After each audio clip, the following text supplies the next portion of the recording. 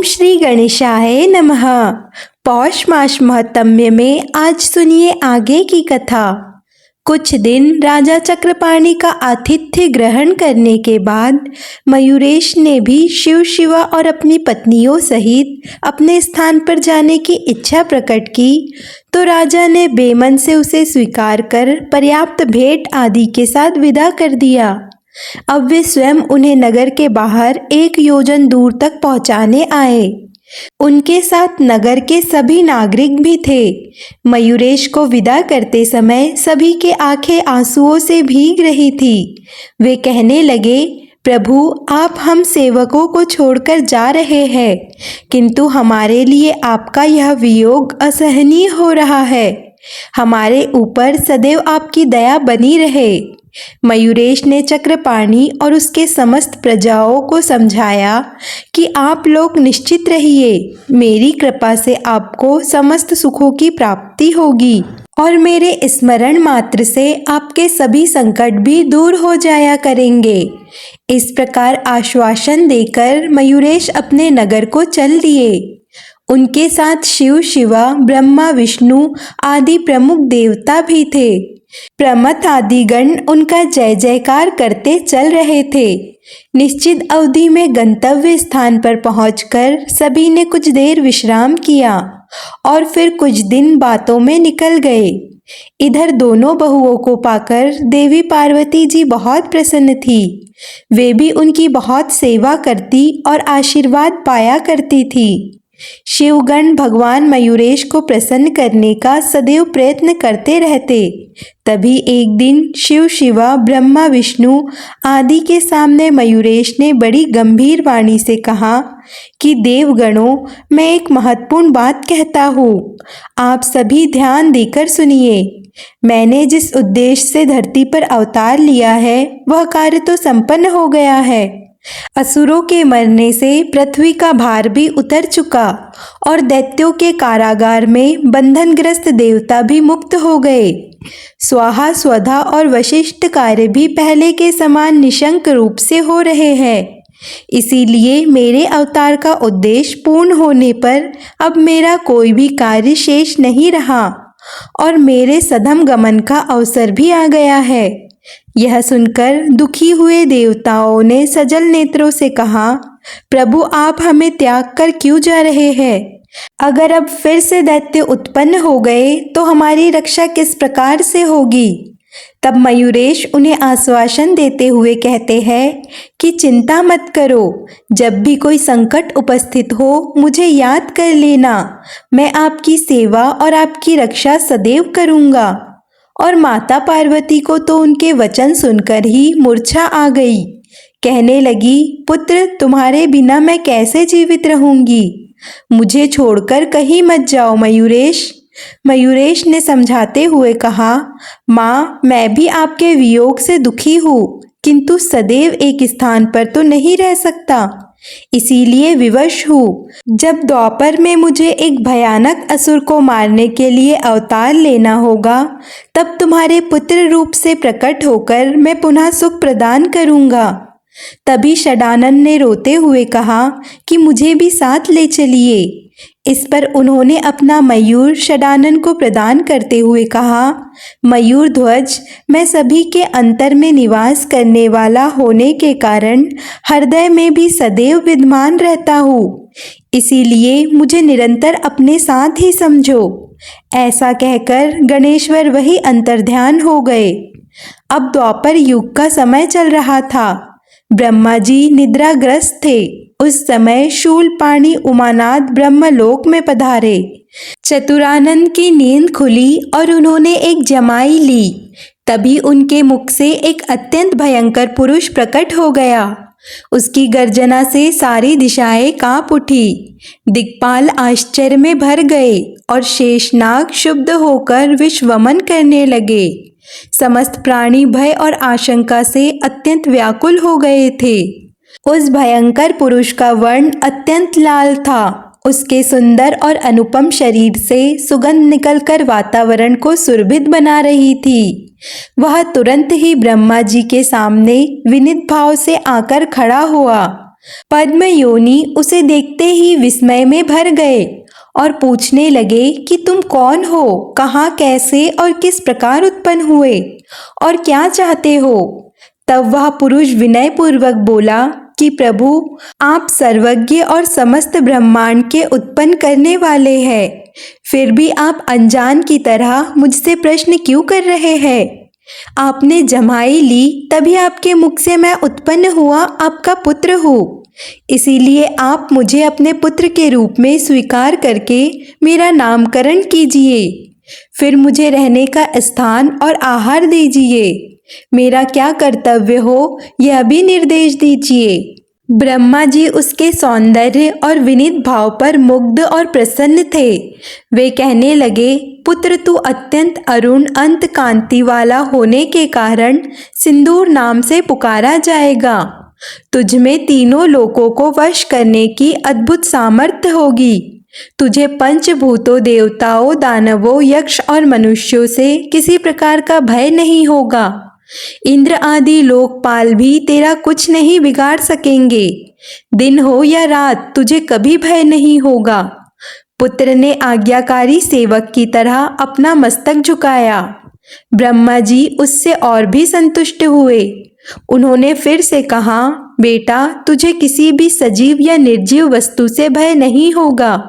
जब तू क्रोध पूर्वक किसी को भी अपनी विशाल भुजाओं में जकड़ लेगा, तब उससे शरीर के सैकड़ों टुकड़े हो जाएंगे। अब तू तीनों लोकों में जहाँ कहीं भी रहना चाहता है वहाँ रह, तुझे कोई नहीं रोक सकता। सिंदूर ने श्रद्धा भक्ति पूर्वक पिता के चरणों में प्रणाम किया और फिर कोमल वाणी से बोला, हे ब्रह्मांडेश्वर, आप सत्व, रज और तम तीनों गुणों के साधन द्वारा संसार की उत्पत्ति, स्थिति और प्रलय करते हैं, जबकि आपके साथ ही समस्त विश्व तमसावृत होकर सो जाता है। करोड़ों कल्पों तक घोर तपस्या करने पर भी आपके दर्शन संभव नहीं हो पाते, किंतु मुझे वे सहज ही प्राप्त हुए हैं। अब इससे बढ़कर और सौभाग्य की भला कौन सी बात होगी।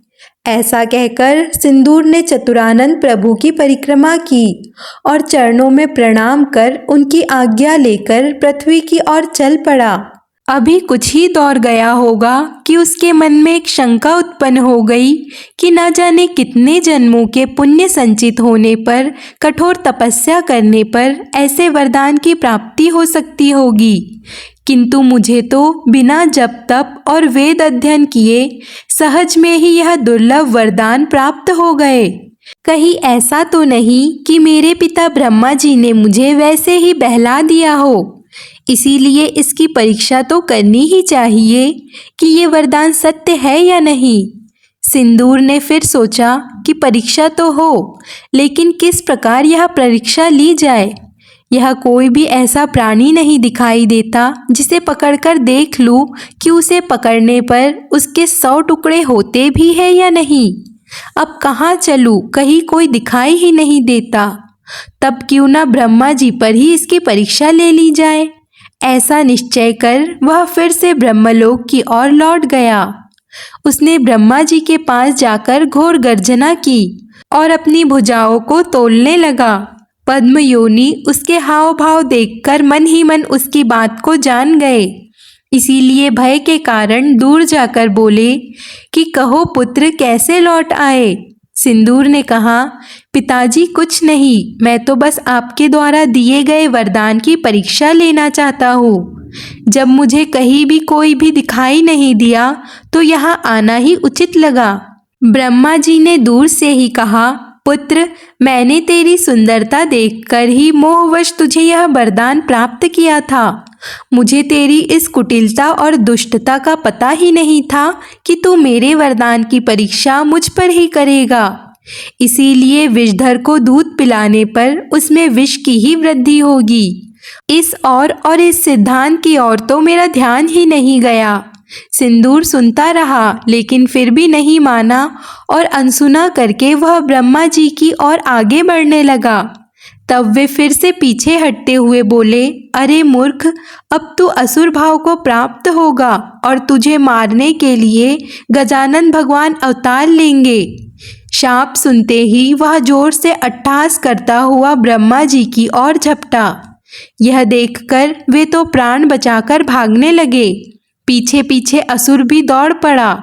यद्यपि ब्रह्मा जी असुर की अपेक्षा दुर्बल तो थे ही, प्राण के मोह से बड़ी तेजी से भाग रहे थे। भागते भागते वे पसीने से लथपथ हो गए, किंतु असुर ने उनका पीछा नहीं छोड़ा। चतुरानन बैकुंठ धाम तक पहुंच गए थे। वहां कुछ विश्राम करने के लिए रुके ही थे कि असुर वहां पर भी आता हुआ दिखाई दिया।